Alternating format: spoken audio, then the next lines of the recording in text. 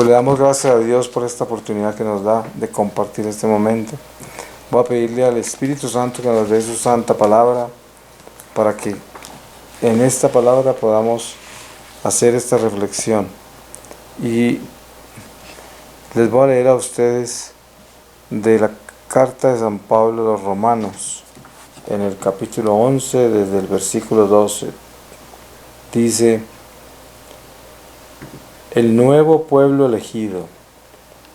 Pero a vosotros los gentiles os digo, siendo yo en efecto apóstol de las gentes, hago honor a mi ministerio, por si de alguna forma provoco celo a los de mi raza y salvo a algunos de ellos.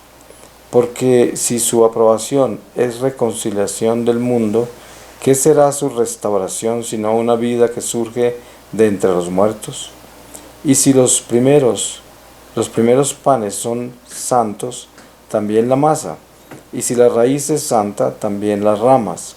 Y si se han cortado algunas de las ramas, y tú, siendo olivo silvestre, fuiste injertado en su lugar, y participas de la raíz y de la savia del olivo, no te gloríes contra las ramas. Si te glorías, ten en cuenta que no eres tú quien sostiene la raíz, sino la raíz a ti. Dirás entonces: se han cortado las ramas para que yo fuese injertado. Bien, fueron cortadas por la incredulidad. Tú en cambio te mantienes por la fe. No te engrías, más bien teme, no sea que si Dios no perdonó a las ramas naturales, tampoco te perdone a ti. Palabra de Dios. Pues precisamente el Espíritu Santo nos guía hacia algo tan importante como es uno saber quién es con relación a la fe y cómo es que nosotros llegamos a ser quienes somos, cristianos, hijos de la iglesia. ¿Por qué razón? Y San Pablo, como nos da esta gracia tan inmensa de explicarnos con tanto detalle de que nosotros fuimos injertados, porque nosotros no somos el pueblo escogido de Israel. Esas fueron las 12 tribus y el pueblo judío que fue escogido para la encarnación del Señor. Y dice, pues, si Dios amputó, cortó esas ramas que eran naturales, que eran las originales, y a usted los injertó como olivos silvestres en ese árbol que es el árbol de verdad de Dios, con mucho más razón los va a cortar a ustedes si ustedes se portan como se portaron los judíos que cortaron de ese árbol, que fueron los que no aceptaron al Mesías realmente. Entonces esa es una enseñanza muy importante para nosotros, porque la naturaleza nuestra es, especialmente cuando somos católicos de cuna, o sea que nos bautizaron de bebés y crecimos en la iglesia y no vivimos una conversión como mucha gente que de repente el Espíritu Santo los mueve de donde estaban y los lleva a la iglesia católica ya de adultos, ¿no? Y entonces viven una transformación mucho más trascendental que la nuestra, porque tienen que descubrir la iglesia. Y nosotros estamos en la iglesia y supuestamente la tenemos descubierta, pero eso es mucho decir, porque la mayoría de los católicos no conocen la iglesia, tristemente. Por eso conocemos la nueva evangelización. Y la nueva evangelización es empezando con el pueblo de Dios, con la gente de la iglesia, porque ahí es donde están los problemas más graves. A propósito de lo que me estaba diciendo de la persona que estaba predicando esas barbaridades, esas son gente que necesita ser evangelizada, que está perdida, ¿no? Que se dejaron llevar por la ciencia, que cambiaron la Biblia por el evolucionismo y que están convencidos de eso porque es la soberbia intelectual. Son gente inteligente que se ha formado mucho académicamente y llegan a tener esta pretensión de que saben más, inclusive más que Dios, más que lo que Dios nos ha revelado en la palabra, y se sienten muy seguros de eso, son arrogantes. Eso es parte de lo que hicieron los judíos también cuando ellos rechazaron al Mesías, a pesar de que lo veían frente a Jesús, y sabían que él era un hombre extraordinario, que estaba haciendo cosas extraordinarias, que tenía una sabiduría que ninguno de ellos tenía y nunca habían visto algo así. Sin embargo, toda esa preparación que tenían los saduceos, los fariseos, los escribas, los herodianos, todos ellos tenían una sabiduría académica, todos eran muy formados, muy inteligentes, muy preparados, y eso los llevó a que ellos no aceptaran que una persona tan sencilla que vino de la casa de un carpintero, de repente apareciera con que era tremendo profeta y haciendo semejantes prodigios, ¿no? Las cosas que hacía. Entonces cayeron, se estrellaron, como dice la palabra, la piedra angular donde tropezaron todos los arquitectos, ¿no? Porque ellos, a pesar de toda su sabiduría, Dios les dice, la sabiduría de los hombres es basura para Dios, ¿no? Es algo que no tiene valor.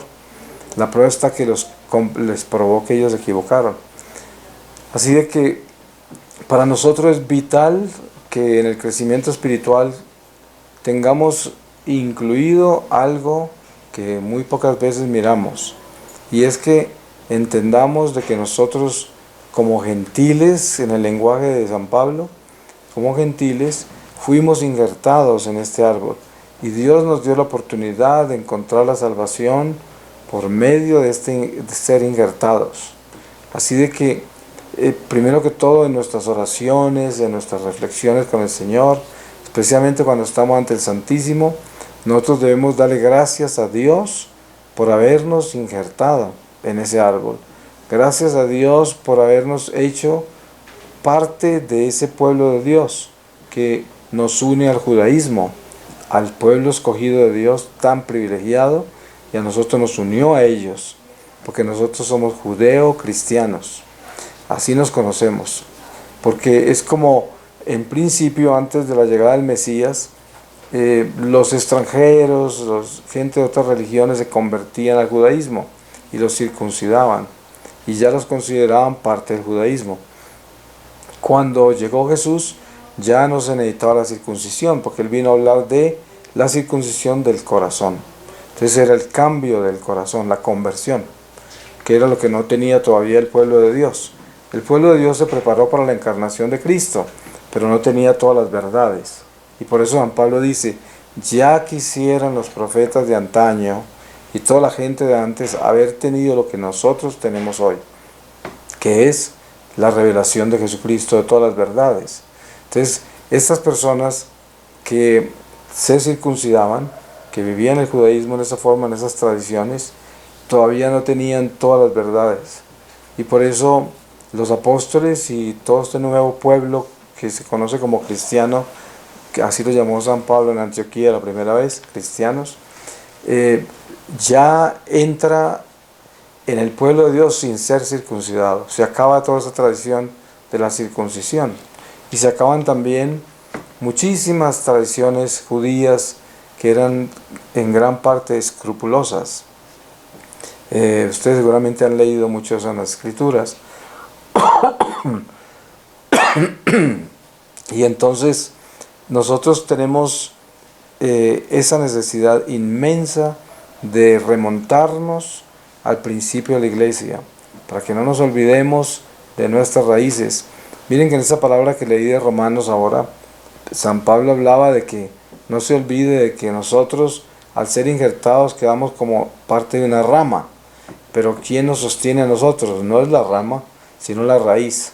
Entonces, es importante que nosotros vamos a la raíz. Y la raíz la encontramos en la historia, obviamente, pero también en la oración. Porque la oración hace que nosotros en oración con el Señor le demos gracias por habernos injertado en ese árbol.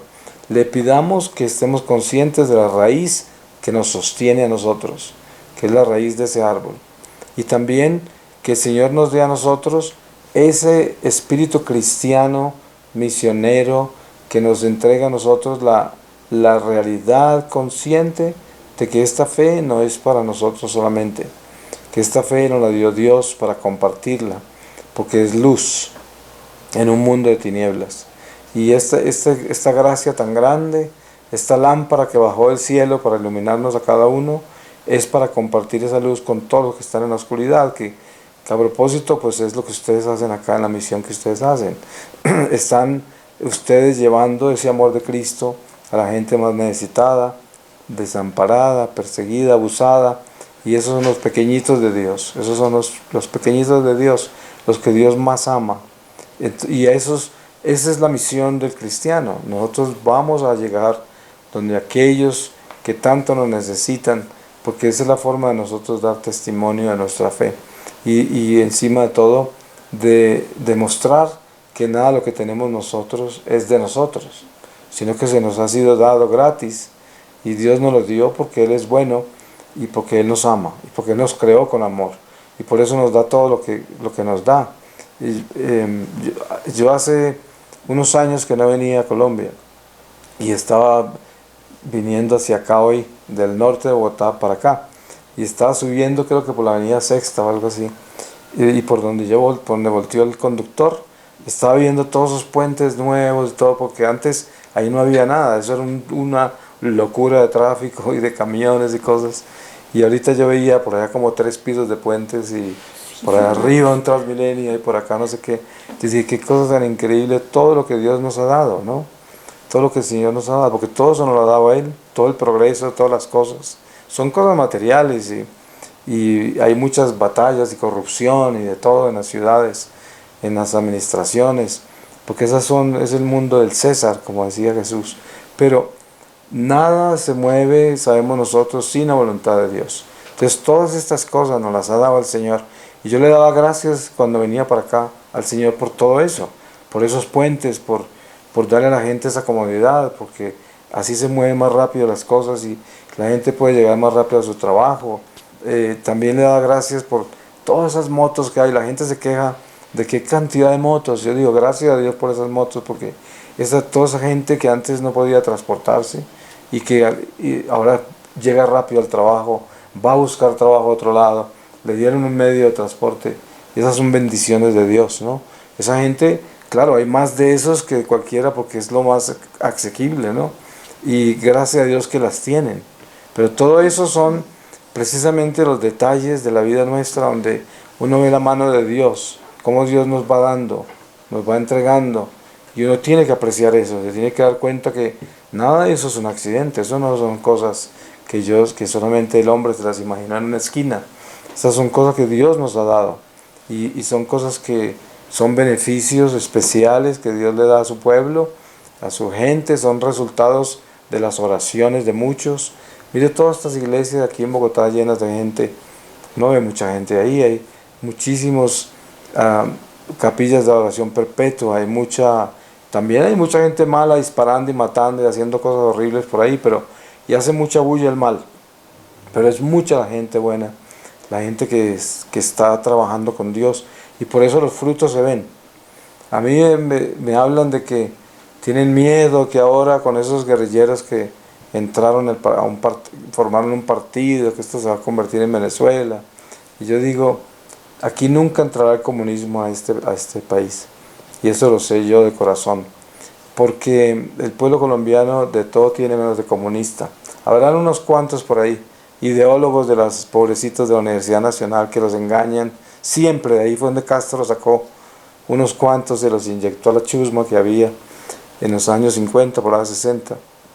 Pero esas personas de izquierda, esos comunistas, aquí no tienen futuro, porque el comunismo es un fracaso. Nos damos cuenta, mire Venezuela, mire todos los países comunistas se acabaron ya, ¿no? Ya no hay, casi no hay. Entonces, aquí mucho menos. El colombiano es demasiado astuto, es demasiado despierto para dejar que se nos entre esa infección, ¿no? Entonces yo pienso que nosotros podemos tener fe de que a pesar de la corrupción de todos los partidos políticos y todas las cosas malas que hacen, el país va adelantando por el pueblo de Dios, porque aquí es un país de mucha oración, ha sufrido mucho, y ahorita viene los frutos de la cosecha, todo lo que se sembró con lágrimas, ahora lo cosechamos, ¿no? Nunca va a ser lo que queremos, porque uno espera pues un paraíso, de eso no hay en la tierra, pero sí lo normal, que es un país que normalmente se desarrolla, que normalmente vive, y que puede vivir en paz, ¿no? Eso, yo creo que eso es lo que nos espera, ¿no? Hay que seguir orando por eso. Y en esto es que yo pienso que es importante. Yo me he recorrido todo este continente, desde el norte, por allá desde las últimas recónditos rincones de Alaska hasta la Patagonia, por allá.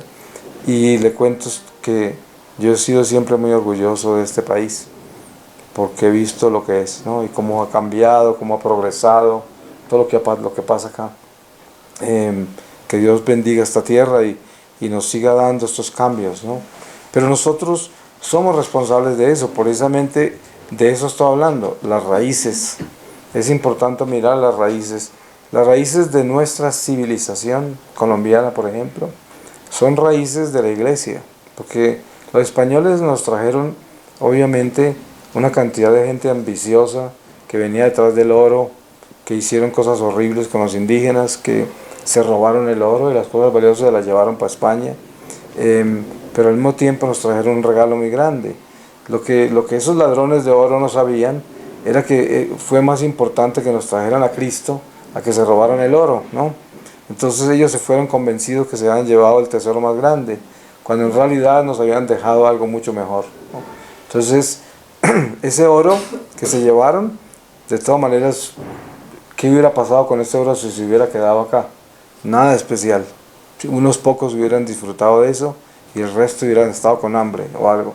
Entonces eso no es importante. Pero lo que es importante es que recibimos la fe. Y esas son las raíces de nuestra civilización. Ahora, porque nosotros, la civilización nuestra, a pesar de que en la historia aparecen los incas y aparecen toda la historia indígena de nuestra tierra, sin embargo, la historia nuestra, esta civilización comienza con Cristo, ¿no? Cuando Él empieza a aparecer entre nosotros y la gente empieza a reunirse bajo la iglesia. Entonces, nosotros como católicos que somos, reconocemos que lo más grande que hemos recibido en los últimos 500 años ha sido la presencia de Cristo. Porque antes de eso, la gente se sacrificaba hasta seres humanos, ¿no? Hacían cosas que eran terribles.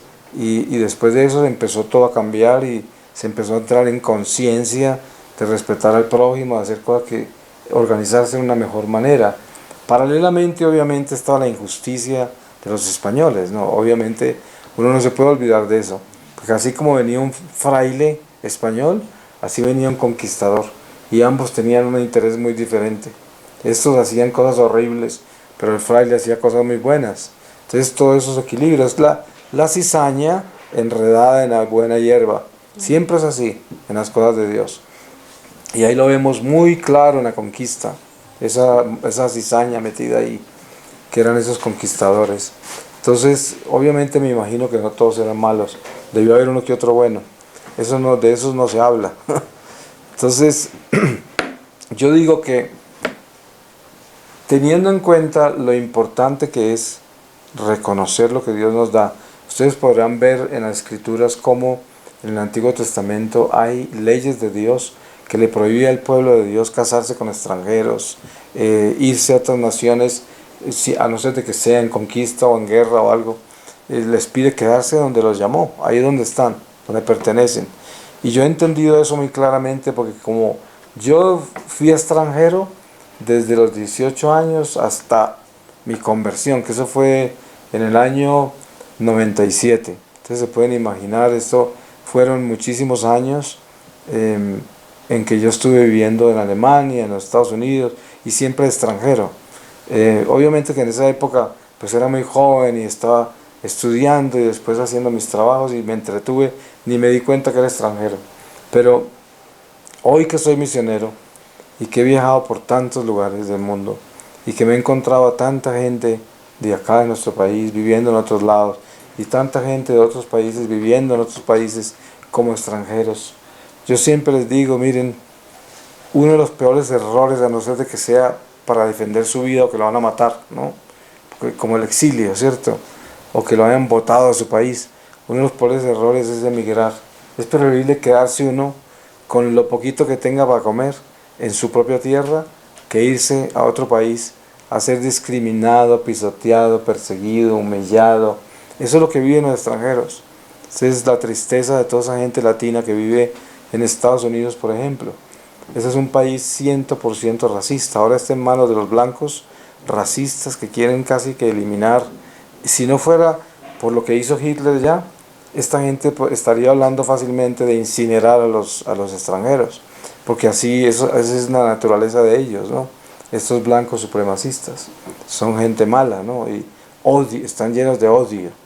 Toda esa gente del Ku Klux Klan, los neonazis y todos los blancos que en silencio odian y que aparentemente quieren a todo el mundo por política, ¿no? Y por economía, pero que no quieren a nadie. Entonces, perdóneme. Entonces, yo digo que es importante esas cosas, ¿no? Darle gracias a Dios por la patria donde uno nació. Darle gracias a Dios de que Dios nos llevó a nacer acá. Y si nos llevó a nacer acá, pues esta es nuestra tierra. Y aquí es donde vivimos. Y aquí es donde damos gracias a Dios y bendecimos lo que Él nos da. Y así es. La vida del misionero, pues como la mía y la de ustedes, que ya me contaba la madre que tienen también su casa en Honduras, esas son misiones, cuando uno se desplaza por otros lugares para hacer misión, pero uno no se va como inmigrante ni va a buscar trabajo, sino que se va a buscar almas para el reino, ¿no? Eso no es inmigración. Entonces, yo digo que en esos detalles, es como yo le hablaba a los jóvenes hace poco en mi comunidad, y les hablaba de la mano de Dios entre nosotros. Y les decía, hace poco los vi a ustedes saludándose y muy alegres de encontrarse, y estaban hablando y se reían y todo esto, y de pronto alguien llamó porque era hora de orar, y se fueron todos hacia el salón donde iban a orar, y todo cambió. Se transformaron en un silencio y en un estado que era un estado superior y muy hermoso. Y yo dije, sin darnos cuenta, esa es la mano de Dios, ahí está el Espíritu Santo que los tomó a todos. En un segundo se tomó todo ese grupo, se los llevó, los colocó en ese cuarto y allá los dejó. Y ya a partir de ese momento, todo lo que hacían era rezar el rosario, y nosotros hacemos la coronilla del Niño Jesús de Praga, porque nuestro carisma es la divina infancia de Jesús, ¿no? Por eso siempre estamos con el niño. Y rezaron eso, luego cantaron, luego les hablé yo, y les hacía ver eso, ¿no? De que la mano de Dios es así, está entre nosotros, no la vemos, pero está entre nosotros en todas esas cosas. Es como decir, el pescado no sabe que está en el agua, ¿sí? No tiene ni idea, pero si el pescado sale del agua, pues se muere, ¿no? Pero lo mismo, nosotros estamos en el océano de Dios, pero no sabemos, y nos estamos moviendo en ese océano, y todo eso que nos rodea es Dios, todo, ¿no? Por eso estas cosas que vivimos nosotros, tan hermosas, de las obras del Espíritu Santo, son dignas de observar, para que uno se dé cuenta cómo es que Dios hace las cosas tan sutiles. Cuando estamos aconsejando a una persona y esa persona nos está escuchando, y hay esa afinidad en la conversación, uno, si observa con cuidado, se da cuenta que ese es Dios, el Espíritu Santo que está ahí. Es el único que puede hacer eso. Y cuando siente uno ese amor por las personas, como seguramente ustedes viven eso con los niños, con la gente que ayudan, que está uno al frente de una persona y observando su fragilidad, observando la historia de su vida, y en algunos casos personas que viven una vida muy complicada y difícil, y uno está ahí con ese amor por esa persona, y en ese instante que hay ahí, ese es el instante inmenso de la presencia de Dios. Ahí está, ese es el Señor. Uno no puede hacer eso, uno no tiene capacidad de hacer eso, de amar, de sentir esa necesidad de ayudar, de todo eso del Espíritu. Y ahí es donde tiene que uno reconocer la raíz que lo sostiene a uno, porque ese Espíritu es la raíz. Entonces viene, es como la savia que pasa por entre las hojas y el tallo.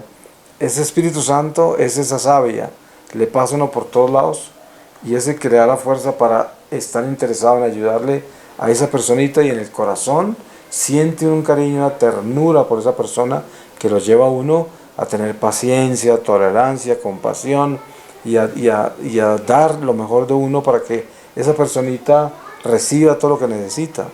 Y sobre todo el amor, ¿no? Porque hay casos en que la gente con el amor recibe más que con la comida, ¿no? Porque ¿qué se gana uno con darle comida a la gente y ropa si de donde viven no les dan una gota de amor? Y entonces esa ropa y esa comida no va a tapar el dolor de la falta de amor. Entonces es más grande el amor. Obviamente que a eso se le añade la ropa y la comida. Como dice el apóstol Santiago, ¿cierto? Una fe sin obras no es fe. Pero hay que tener en cuenta que lo que les vamos a dar, lo más importante y vital es el amor. Es el Espíritu de Dios en nosotros, que se le dé, se les entregue. Y eso, cuando nosotros estamos haciendo algo como lo que ustedes hacen, como lo que yo hago, a mí me toca ir a muchos lugares y hay veces que yo termino una conferencia en algún lugar que hay mucha gente y mucha gente quiere hablar conmigo y yo hasta donde yo puedo yo lo hago y hay momentos que empiezo a agotarme porque ya es un día largo, ya me toca ir a acostarme, al otro día a lo mejor toca madrugar y tomar un avión, lo que fuera, pero es muy difícil lograr hacer las cosas tan bien de que nadie se ofenda, de que las personas que uno no pudo ver no queden pues mal, ¿no? Y quién sabe cuántas necesidades tendrán. Entonces uno tiene que, el Espíritu Santo siempre ordena todo perfectamente, es increíble.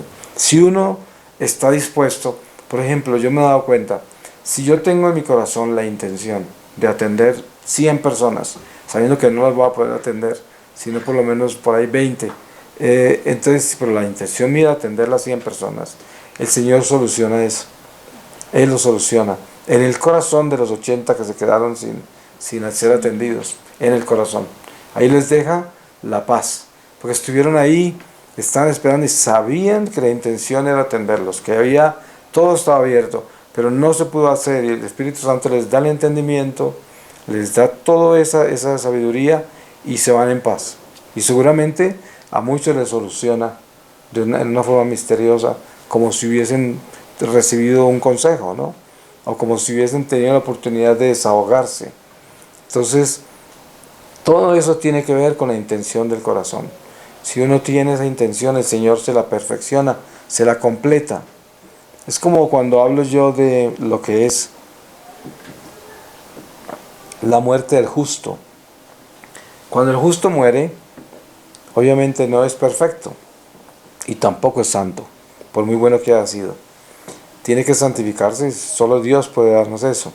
Entonces, eso que le falta al justo para completarse a la perfección y para completarse a la santidad, Dios se lo da porque el justo solo quería alcanzar eso.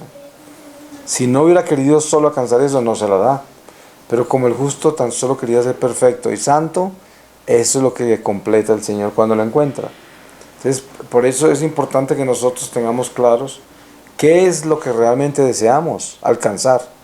Porque aunque no podamos hacerlo por nuestros propios medios, mucho menos por nuestros méritos, mucho menos por nuestro conocimiento, pero queremos eso, Dios sabe que queremos eso y Él nos lo completa. Por eso tenemos que tener esa esperanza puesta en Dios de que Él se encarga de nosotros. Él es el que va a hacer todo. Él es el que va a completar todo. Y Él es el que va a entender exactamente todo lo que nosotros añorábamos y esperábamos alcanzar en esta vida.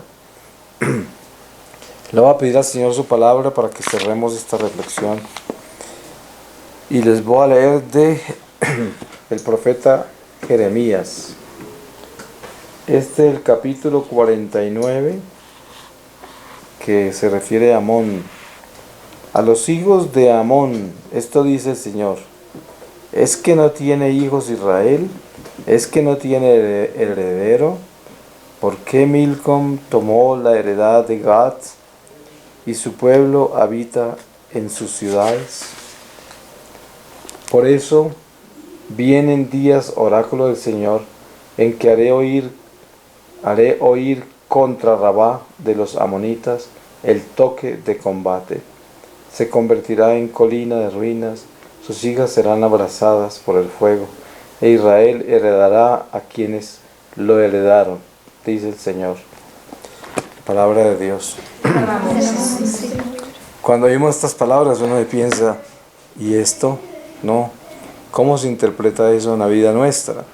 Y siempre digo, la palabra de Dios es la palabra de Dios y no necesariamente es lo que nosotros vamos a interpretar literalmente lo que escuchamos, sino que escuchamos el Espíritu de Dios a través de ese profeta que nos habló. Entonces, ¿cuál es el sentido de eso?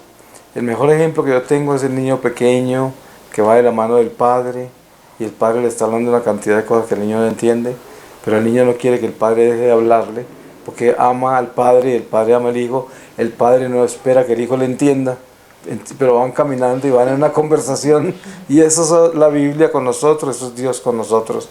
Lo que nos acabo de decir ahí es exactamente eso.